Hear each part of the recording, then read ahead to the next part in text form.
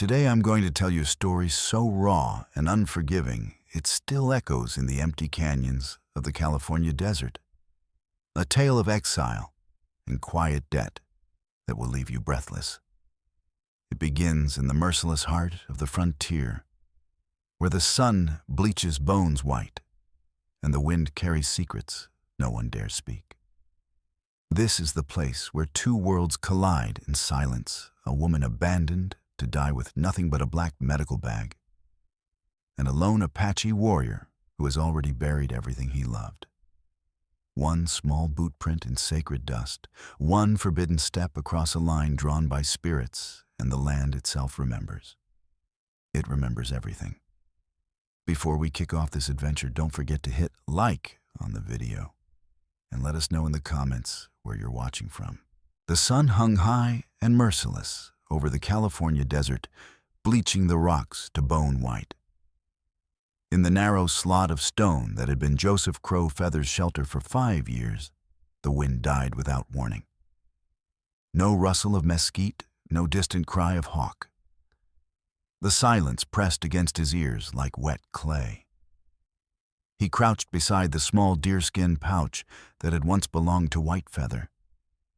Inside lay the last of her pollen bundles, the yellow dust still faintly scented with sage and cedar things gathered before the soldiers came, before the sickness took her on the long walk east. Joseph's fingers hovered above the pouch, not touching. He had not opened it in months. Today he had come only to check that the leather remained sound, that the spirits had not claimed it yet. Then he saw the mark. A single boot print, deep and deliberate, pressed into the soft earth just inside the line of stones he had laid years ago to mark the boundary. The print was not fresh, maybe 2 days old, but it had crossed where no Whitefoot should ever have stepped. The Gon did not forgive such trespass lightly. Joseph remained motionless, breathing shallow through his nose. The air tasted of dry iron and dust. He remembered White Feather's voice, low and steady the night before she died. If the balance breaks, the land remembers. It does not forgive because you did not mean to break it. The silence stretched. No bird moved. No lizard skittered across the rock. Even the heat seemed to pause, listening. Joseph's gaze lifted toward Bitter Creek. Far off, the ghost town squatted under its own dust cloud, the broken timbers of the assay office still standing like broken teeth. A woman had been left there. Dr. Elena Vasquez, the wagon master, had called her before the dust swallowed their voices. She had carried a black medical bag and walked with the stiff gait of someone who expected death but refused to hurry it. He could pretend the print meant nothing. Return to the deeper chambers of the cave, seal the entrance again. Let the desert do what deserts do. The woman would die, or she would not. Either way, the land would settle its own debt. Or he could follow the print. The choice sat heavy in his chest, not as anger or fear, but as a stone dropped into still water. If he moved, he would carry the violation with him. If he stayed, the violation would carry itself to her and perhaps to whatever thin thread of his people still survived in these canyons. He rose slowly, joints stiff from long stillness. The pouch of pollen remained untouched. He stepped past the boot print without crossing it, careful as a man stepping around fresh blood. Outside, the heat struck like an open hand. He pulled the bandana higher across his nose, and mouth-eyes narrowed against the glare. The print led east, toward the ruined town. Toward her, Joseph moved along the rim of rock, shadow to shadow, silent as the lizard he once was. The land watched him go. Somewhere behind him, a single crow lifted from a juniper, its wings loud in the stillness. He did not look back. The silence followed. The afternoon sun hammered down on Bitter Creek like a blacksmith's forge, turning the air thick and metallic. Joseph Crow Feather lay flat on the ridge above the ghost town belly to hot stone, the taste of dust sharp on his tongue. below in the shattered shell of what had once been Doc Silas Kane's office, the woman moved with careful slowness. Elena Vasquez. Her black bag lay open on the warped floorboards. She knelt sifting through broken glass and scattered papers, fingers brushing aside splinters as though they might bite. Joseph's right hand rested on the small leather cord around his neck, the one White Feather had braided before the march east. The cord was frayed now, but the knot still held. He did not stroke it. He simply held it thumb pressed hard against the worn place where her fingers had last tightened the weave. She paused. Her hand closed around something small and dark, half buried in the dirt floor, a flat river stone painted long ago with red ochre in the 4 directions. Not Apache work exactly, but old enough left behind when the last band passed through before the soldiers came. The kind of thing the land keeps when men leave. She lifted it, turned it in the light, studying the faded lines as though it might tell her something useful. Joseph's breath caught shallow and soundless. The stone should not have been touched. Not by her. Not without the right words, the right smoke, the right silence. White Feather had taught him that much before the fever took her voice. What belongs to the dead stays with the dead. To move it without right is to invite the ghost, sickness, cold in the bones, dreams that do not end a shadow, that follows even into daylight. A great horned owl lifted from the cottonwood snag across the gulch. Its wings made no sound at first, then a single soft thump as it banked. The cry came low and ragged, cutting the stillness like a dull blade. Joseph's grip on the cord tightened until the leather bit into his palm. He watched her set the stone down carefully, almost reverently, but the damage was done. Her boot had already crossed the faint line where the floor had once been swept clean for ceremony. Another print. Another mark the land would not forget. He could stay here. Let her dig. Let her take what she needed and walk away or lie down, and let the thirst finish what the wagon master started. The law of hiding was simple. See nothing, touch nothing, speak to no one. 5 years he had kept it. 5 years the desert had kept him. But the stone lay crooked now. The owl had spoken. If he did nothing more, the wrongness would spread first to her, then to whatever thin thread still connected him to the people who had once walked these canyons. To White Feather's memory. To the name he still carried, though no one left to speak it. Joseph exhaled once slow and deliberate. He rose to a crouched joints, protesting the long stillness, and slipped down the far side of the ridge. Gravel shifted under his moccasins, small sound, but enough to make him pause. He left no fire, no broken branch. Only the print of one knee where he had lain watching and a single flake of obsidian he had carried in his pouch for years. He placed it on a flat rock at the base of the ridge point, aimed toward the spring 1/2 mile northeast. Not a gift, not charity. A line drawn to pull her away from the violated place. He turned to go. A coyote stood 30 paces off, yellow eyes fixed on him. Not moving, not blinking. The animal's tongue lolled once pink against the dust-gray muzzle. Then it simply watched. Joseph met the gaze for 3 heartbeats. Then he looked away. First, not in fear, but because staring back would only invite more. The coyote did not follow. It did not need to. The desert already had. The spring lay hidden in a narrow cleft of red rock water, seeping slow and clear from a crack no wider than a man's fist. Afternoon light slanted down through the slot above, turning the surface to hammered silver. Joseph Crow Feather stood a few paces back from the edge, moccasins planted on dry stone arms, folded across his chest. The woman Elena knelt at the water's rim, filling her canteen with careful motions, as though the act itself might break something fragile. He had not spoken since they left Bitter Creek. Words felt heavy today, like stones carried too long. She had followed the carved lines in the sand without question. Her steps measured the black bag slung across her shoulder, bumping against her hip with each stride. Now she straightened, wiped her hands on her skirt, and looked at him. "The water's good," she said quietly. "Thank you."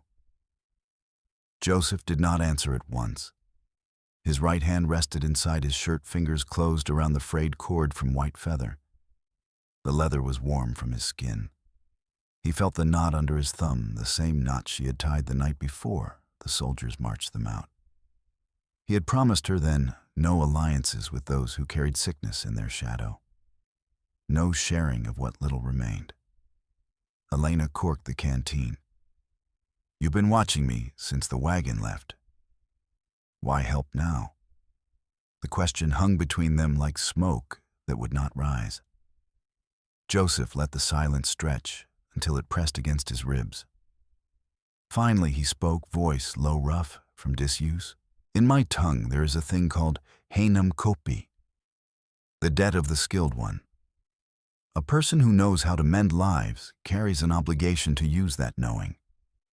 Others carry the obligation to keep that person breathing long enough to do it." She studied him, eyes steady but tired. "And you think I carry that knowing? I watched you with the sick on the wagons. You did not stop when they blamed you. You kept trying." Elena looked down at the water. Typhus took them anyway. Lice in the blankets, the clothes, not my medicines. But they needed someone to hate. Joseph's jaw tightened just once. Typhus, smallpox, the same shadow that had walked beside White Feather on the trail, eased the fever that burned her from the inside until her voice was only a rasp. He had carried her the last miles, felt the heat through her blanket, smelled the sickness on her breath. The soldiers had said it was God's will. He had never believed in their God. A small rattlesnake slid from under a boulder near the spring's edge, thin body diamond pattern, catching the light. It paused, tongue flickering, then slipped into the crevice and was gone. Joseph did not move. The snake was no accident. The land spoke plainly when a man refused to listen. Elena had not seen it. She was looking at him again. "You speak English like someone taught by missionaries." They tried. He let the words sit. No more needed saying. She nodded slowly. "I'm not asking for charity. Just a chance to keep breathing long enough to use what I know." The cord bit into his palm. White Feather's face flickered behind his eyes closed, breath shallow. The last words she managed, "Don't let the knowing die with us." Joseph exhaled through his nose. The sound was almost nothing. "Come," he said. He turned and started up the narrow trail that led away from the spring, following a seam in the rock only he knew. Elena followed, boots scraping softly on stone. The way narrowed until they walked single-file shoulders, brushing red walls that smelled of iron and old rain. At the end of the passage, the rock opened into shadow. Joseph stepped aside.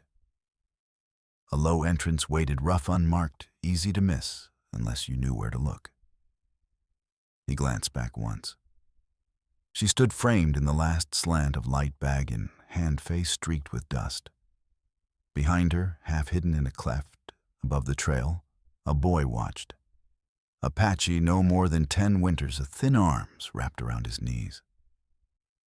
He did not move, did not speak, only watched, eyes dark and unblinking. Joseph felt the weight of that gaze like a hand on his shoulder. He stepped through the entrance first. Elena followed. The boy stayed where he was, still as stone. The shadows inside swallowed them both. The passage narrowed until the walls brushed their shoulders, the air inside Crow's Nest, thick with the smell of damp stone and old smoke. Joseph walked ahead, moccasins silent on the uneven floor lantern, held low so the flame would not lick the low ceiling. Elena followed close, her breathing audible. In the confined space, Short controlled the way a person breathes when they know one wrong step could bring the roof down. They reached the small alcove he had kept apart from the rest. A natural shelf of rock held the few things he allowed himself to keep: a folded blanket, a tin cup, and the deerskin pouch. White Feather's pouch. The leather had darkened with years, the drawstring knotted tight. Inside lay the last of her medicines: dried willow bark, pollen, dust, a small flat stone painted with ochre in the pattern she had learned from their mother. He had not touched it since the day he carried her body to the shallow grave. The soldiers would not let them dig deeper. Joseph set the lantern on the floor. The light flickered, throwing long shadows across the alcove. He gestured to a cleared space against the wall. "Put your things there." Elena knelt, opened her black bag, and began to arrange the instruments: scalpel, forceps, glass vials on a folded cloth. Her hands were steady, but the lantern caught the faint tremble in her fingers when she reached for a roll of clean linen. As she shifted to make room, her knuckles brushed the edge of the pouch. Not a full touch, just the barest graze. Enough. Joseph froze. His hand lifted halfway toward the shelf, then stopped. The cord around his neck felt suddenly tight, as though White Feather's fingers were pulling it from the other side. He remembered her last night on the trail, fever-hot skin breath, rattling the way she had pressed the pouch into his palm and whispered, "Keep it from them. Keep it clean." The alcove seemed smaller now, the air heavier. A great horned owl called from somewhere outside the main entrance, low drawn out, the sound echoing down the passage, until it filled the space between them. Joseph knew the cry. It was not hunting. It was warning. Mother Earth did not speak twice when the balance had been broken. Elena looked up. "What is that?" He did not answer. His eyes stayed on the pouch. The place where her hand had brushed it looked no different: leather, unchanged, knot still tight. But the wrongness sat in his chest like swallowed smoke. She finished arranging her tools and then straightened. "You're hurt," she said, nodding toward the thin cut on his forearm from a rock earlier that day. "Let me clean it." Joseph hesitated. The wound was shallow, already scabbed at the edges. He could ignore it, let it close on its own the way the desert closed over everything else. But he had seen her work on the wagons, seen the way she refused to let infection take root even when the patients cursed her name. And White Feather had made him promise, if the knowing still walked the earth, do not let it die. He extended his arm without a word. Elena worked quickly, quietly. She poured water from her canteen over the cut, dabbed it with a cloth soaked in something sharp-smelling from her bag. The sting was brief. She wrapped it with clean linen, tied the knot firm, but not tight. When she finished, she stepped back. "It will hold." Joseph lowered his arm. The bandage felt foreign white against his skin, the scent of carbolic, faint but persistent. He looked at the pouch again. The graze remained. Nothing could erase it now. He reached up, careful not to touch the leather directly, and lifted a smaller bundle from beside it, a thin packet of dried herbs wrapped in rawhide. He held it out palm up without meeting her eyes. "Keep this, but don't touch deeper." Elena took it, fingers careful. "What is it, medicine? From before?" She nodded once. No more questions. Joseph turned away, lantern in hand, and started back down the passage. The owl called again, closer this time, the echo rolling like distant thunder. At the mouth of the alcove, the boy stood. The same boy who had watched from the cleft above the spring trail. Thin, dark eyes, wide but steady. He did not step forward, did not speak. He simply looked at Joseph, at the woman behind him, at the small bundle now in her hand. Joseph felt the gaze settle on him like a weight that would not lift.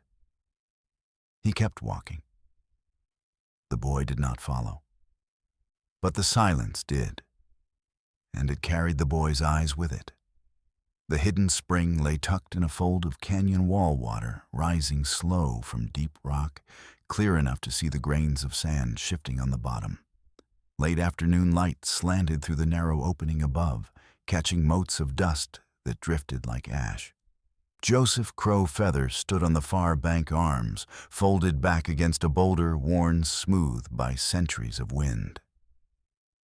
He had brought them here because the boy Paco Reyes could not wait. The child's ankle had swollen black from the diamondback's bite skin, hot and tight breath coming in shallow rasps. Elena had worked without pause knife flashing quick to open the wound, drawing what venom she could, then binding it with cloth soaked in her own mixture. Now the boy lay on a blanket spread over flat stone face, pale but breathing steadier. Rosa Valdez knelt beside him, murmuring low Spanish words, her hand stroking his hair. Wing Chen stood a little apart, arms crossed, watching everything with the careful stillness of a man who had learned not to trust easily.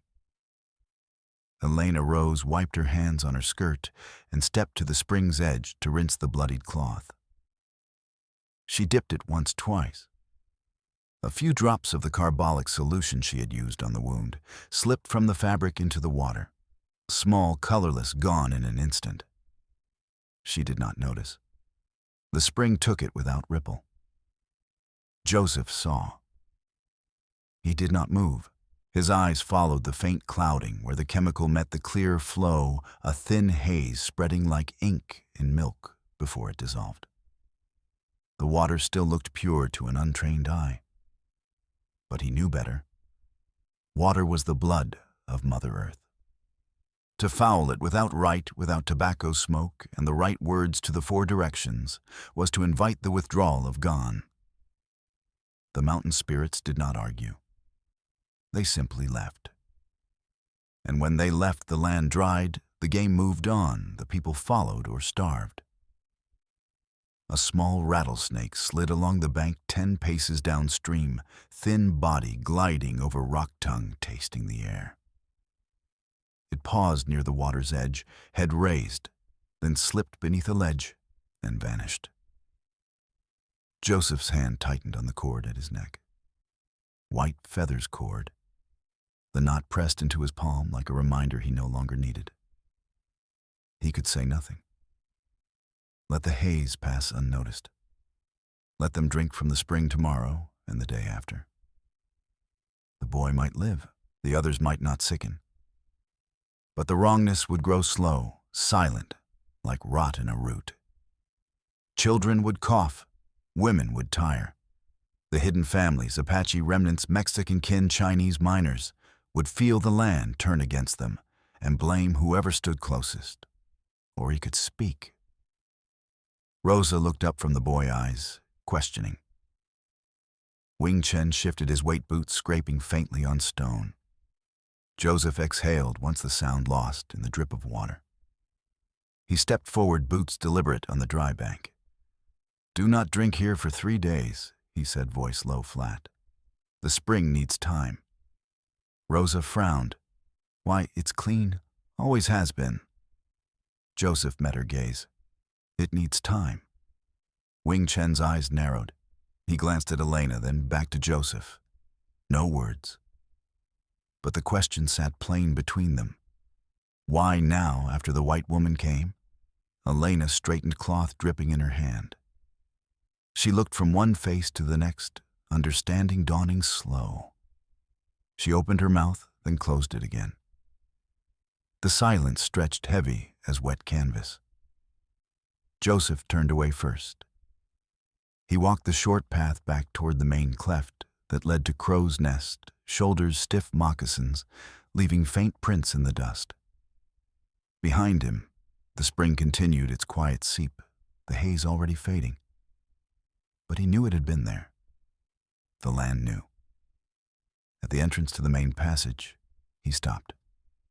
The boy, the witness, stood just inside the shadow's small frame, half hidden by rock. In his hand, he held a smooth pebble from the spring's bed, still wet dark with moisture.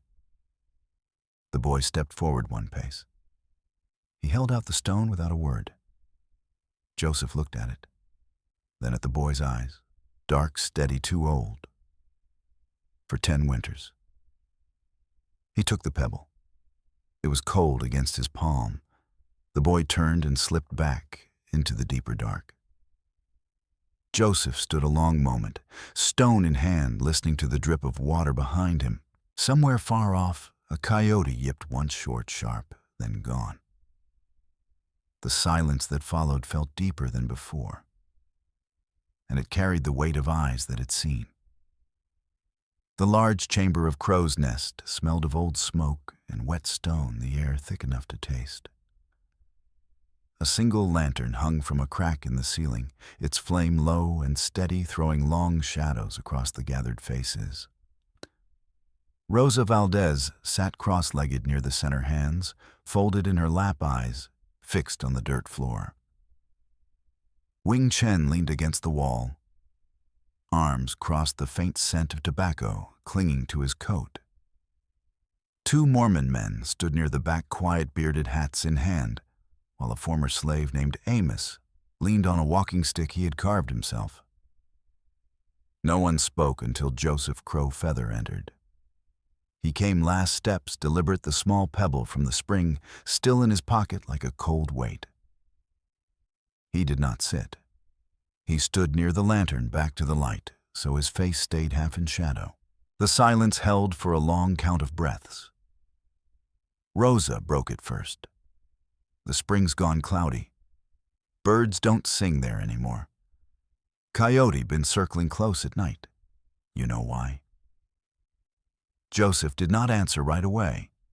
His right hand slipped inside his shirt, fingers closing around White Feather's cord.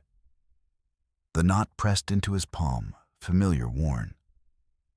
He felt the boy, the witness, standing in the far corner, small and still eyes catching the lantern glow like polished obsidian.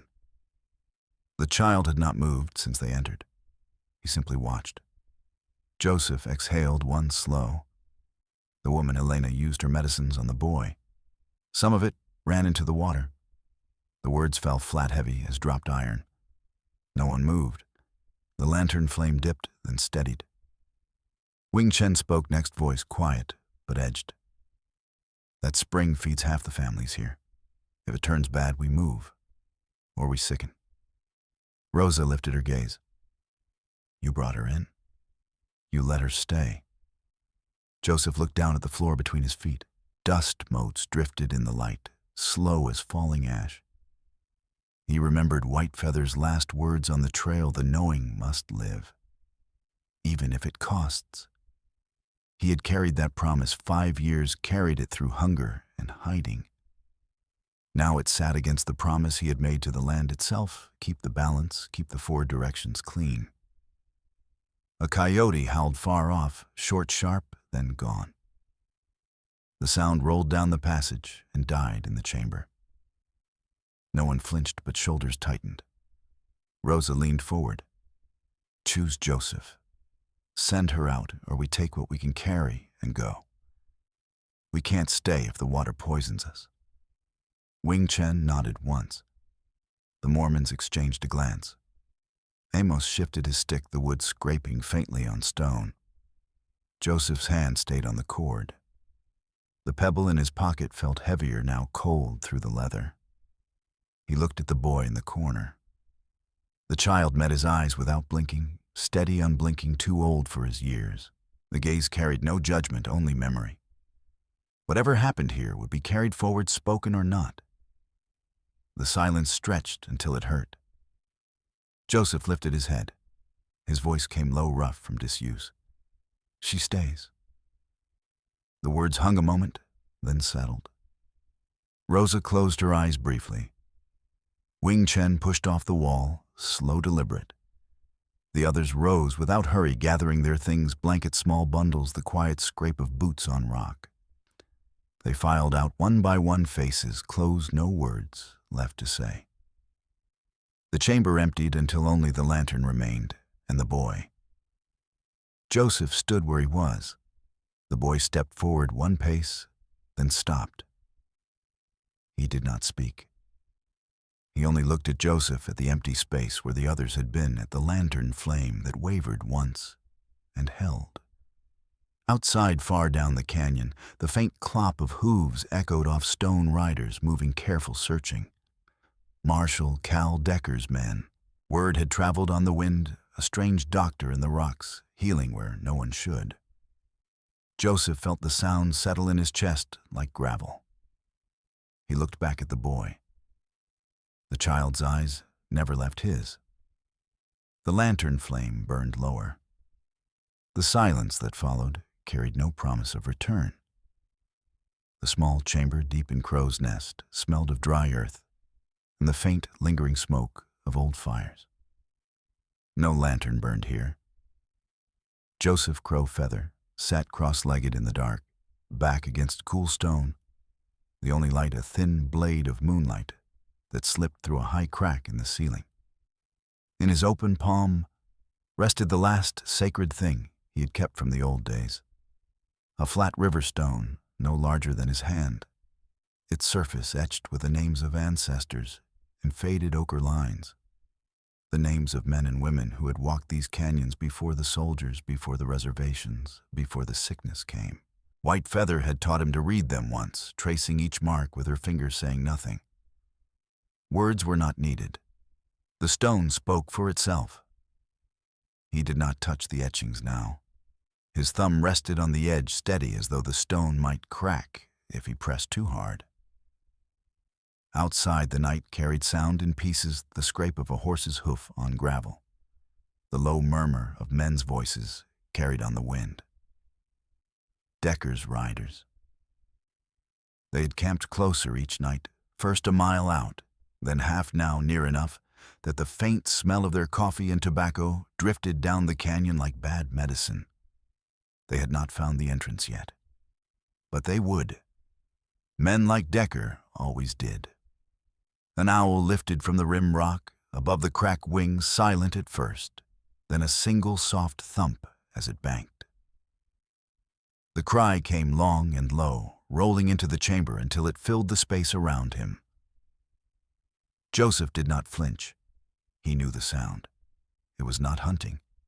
It was calling the wrongness home. The stone felt heavier in his hand. If they reached this place, if a white boot crossed the threshold and touched the names, the line would break. The ancestors would have no voice left in the land. He would have no voice. He would be nothing more than a man hiding in rocks, no different from the soldiers who had driven his people out. He closed his fingers around the stone. The edges bit into his skin. White Feather's face flickered behind his eyes closed, breath shallow the last night on the trail when she had pressed the stone into his palm and whispered, "Keep them safe. Even if it costs everything. Everything." He rose slowly, joints stiff from the long sit. The moonlight caught the cord at his neck and the frayed knot glinting once. He slipped the stone inside his shirt next to his skin, where it rested cold against his chest. The passage out was narrow, forcing him to turn sideways. He moved without hurry, moccasins silent on stone. At the mouth of the chamber, the boy waited small shadow against the larger dark. The witness. He stood just outside the entrance arms at his sides, eyes fixed on Joseph. No words. No movement, only the steady gaze that carried more weight than any spoken question. Joseph paused. The boy did not step aside. He simply watched as Joseph passed, as though marking the moment for some later telling. Outside, the night air struck cold against his face, carrying the scent of pinon smoke from the rider's fire. Hooves shifted again closer, now deliberate. A man coughed low and rough. Joseph walked toward the sound, not fast, not slow. He did not look back. The boy stayed where he was, a small shape against the rock eyes, following until the darkness took him. The stone pressed against Joseph's chest with every step cold and unyielding. Somewhere ahead, a horse snorted once. The canyon listened, and it did not forget. The narrow defile cut deep into the rock near Bitter Creek walls, rising sheer and close, the air trapped and stale with the smell of sun-baked stone and old juniper. Joseph Crow Feather walked ahead, deliberate boots scraping just enough to be heard. Behind him, the riders followed 4 men under Marshal Cal Decker horses, snorting metal bits, clinking soft against teeth. He had led them here on purpose. The circle of stones waited at the far end, a low ring White Feather had laid years ago, each one placed with tobacco and words to the 4 directions. The place still held her echo, faint as smoke long gone. He stopped at the circle's edge. The riders fanned out, rifles loose but ready. Decker dismounted last boots, hitting gravel with a heavy thud. Tall man, weathered coat eyes the color of worn nickel. He looked at the stones, then at Joseph. "You've been busy," Decker said. "Hiding folks, healing folks. Time to talk." Joseph did not answer. His hands hung loose at his sides. They bound him, quick rough hemp around wrists, pulled tight enough to bite skin. They shoved him down to sit against a boulder inside the circle. The rope chafed. Blood welled slow from a fresh cut on his knuckles, where a man's rifle butt had caught him earlier. He felt the warm trickle, but did not look at it. Decker crouched outside the ring close enough that Joseph smelled the coffee on his breath and the faint sour of sweat-soaked wool. The doctor woman. The cave. Names. Where they are. Silence answered. Joseph's eyes stayed level, fixed on a point beyond Decker's shoulder. White Feather's cord pressed against his chest, under the shirt the knot hard against bone. He remembered her voice on the trail. Never give them what they want, not even to breathe another day. Decker stood. He picked up a dry branch from the ground, snapped it once sharp. "This circle means something to you." Joseph did not blink. Decker struck a match, saw Joseph sit unmoving while the flames ate what White Feather had built. Joseph's lips moved once, barely a breath. White Feather. The name left him like smoke, gone before it could carry. The oath held, but the circle was marred, the balance broken deeper. Decker straightened. Smoke stung his eyes. He wiped them with a sleeve. "Take him back to camp. We'll try again tomorrow." The men hauled Joseph up. Rope bit deeper into wrists. He walked between them without resistance, boots dragging faint lines in the dust. Behind them, the fire guttered low embers, glowing red against black stone. The boy stayed where he was, watching. Decker mounted, turned his horse. "Find the woman," he said to the others. "She can't hide forever." The canyon swallowed the words, and the smoke kept rising. The main chamber of Crow's Nest smelled of cold stone, and the thin smoke from a small fire Elena had built in the center pit. The flames were low, fed only enough to push back the chill that seeped from the walls. Bundles lay scattered, blankets as rolled tight, small sacks of cornmeal, and jerked meat, the few tools the community could carry. Rosa Valdez moved slow, tying knots in a rope, with hands that had worked leather for years. Wing Chen stood near the entrance, checking the passage for sound. The others had already gone ahead, slipping out in ones and twos toward the deeper canyons. Joseph Crow Feather came in alone. His wrists bore raw red lines where the rope had been cut away. Blood had dried dark on his knuckles and along the fresh cut on his forearm. He walked to the fire and sat without a word back, straight against rock eyes on the flames. The stone from the ancestors rested inside his shirt, cold against skin still bruised from the ride back. Elena looked up from folding a cloth. She saw the blood, the stiffness in his shoulders. She did not ask. She simply rose, fetched her bag, and knelt beside him. Her fingers worked quick but careful cloth dipped in the water pressure on the cut linen wrapped tight. He did not flinch. The firelight caught the lines on his face deeper now. The boy, the witness, stepped from the shadow near the wall. Small hands held a jagged piece of stone, black from fire edges, sharp where the heat had split it.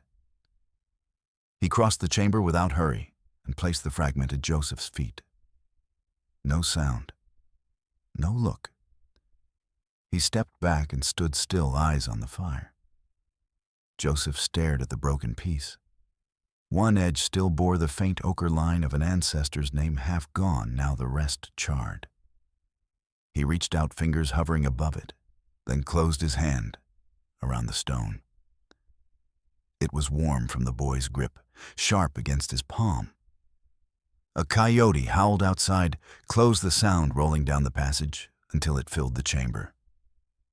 Not a single cry. A second followed, then silence. The fire popped once sparks, lifting into the dark.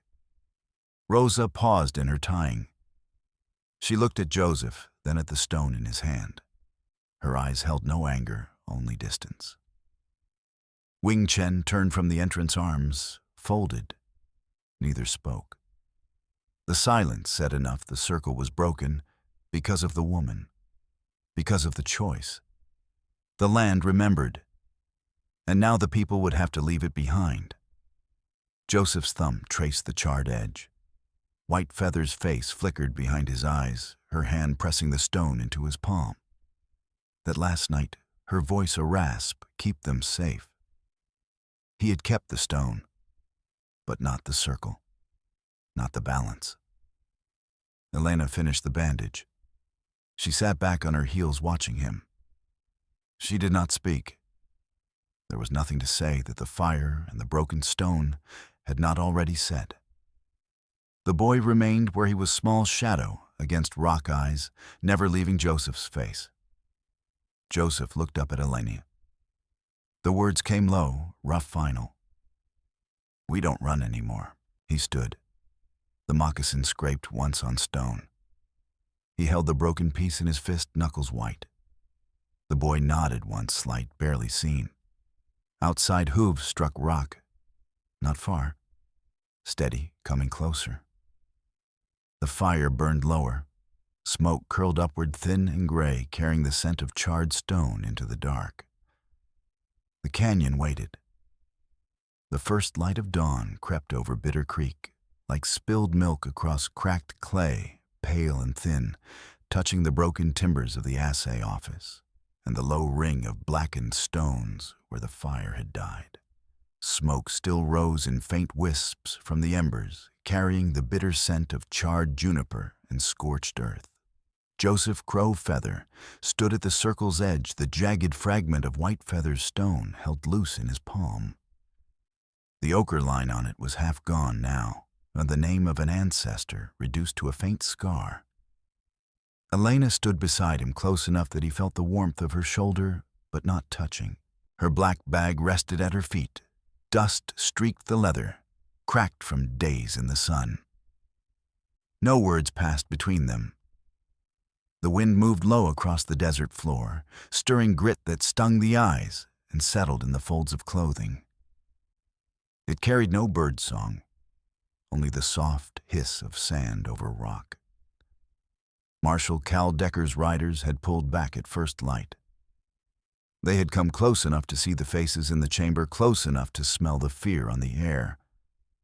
But Rosa Valdez and Wing Chen had stepped forward with the papers, ledgers, letter scraps of proof that showed the marshal's own men had taken bribes, diverted supplies meant for forts and reservations. Not a fight, not a victory. Just a quiet bargain sealed in the half-dark silence for silence. Decker had mounted without a word, turned his horse, and ridden out. The hoofbeats had faded slow, leaving only dust hanging in the air, like regret. The chamber behind them was emptying.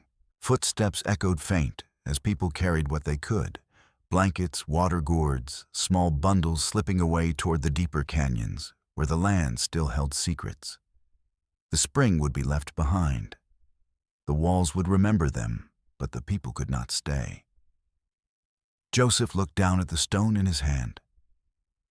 It felt lighter now, as though part of its weight had burned away with the circle. He remembered White Feather pressing it into his palm. That last night, her fingers cold, her breath shallow. "Keep them safe," she had said. He had kept the stone, but the circle was broken. The rite could not be remade. The ancestors' names had been touched by fire, not his own. The balance with Mother Earth remained cracked, a wound that would not close with tobacco or prayer. A small rattlesnake glided across the blackened stone's body, thin and deliberate tongue tasting the ash. It paused at the center of the ring head, raised toward the rising sun, then slipped beneath a rock and was gone. Joseph closed his fingers around the fragment. The edges cut faint lines into his palm. He knelt slow, placed the stone on the ground where the fire had been hottest. No words, no ceremony. Just the act final, incomplete. He rose. The boy, the witness, stood a dozen paces off, small against the dawn, holding another piece of the broken circle. He did not come closer. He only watched, eyes steady, carrying what had happened without need of speech. Joseph turned to Elena. Their eyes met for a long count of breaths.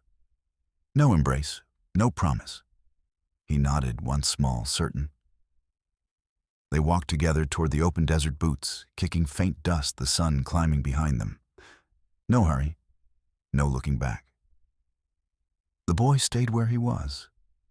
He watched until their shapes blurred into the heat haze, two figures swallowed by the vastness. Then he looked down at the stone in his hand. He placed it beside the one Joseph had left. The wind rose low and steady, carrying sand across the broken circle. No birds sang. The desert listened, and it remembered. Finally, let me send my deep thanks to you. Thank you for listening and for allowing this story to speak to your heart. The Wild West still holds countless truths, some painful, some tender, all worth remembering.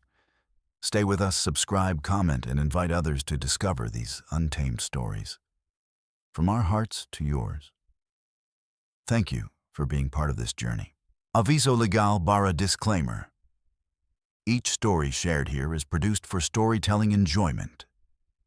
Certain scenes may include fictional or dramatized elements inspired by historical circumstances. Although AI tools assist us in visuals, narration, and script development, the emotional tone, editing, and quality control are conducted by people to ensure meaningful experiences. We fully uphold YouTube's policies, using no deceptive recreations or impersonations of real individuals. All creative resources are properly licensed. Unauthorized copying, re-uploading, or remixing is not permitted. Thank you for supporting the effort behind every episode we create.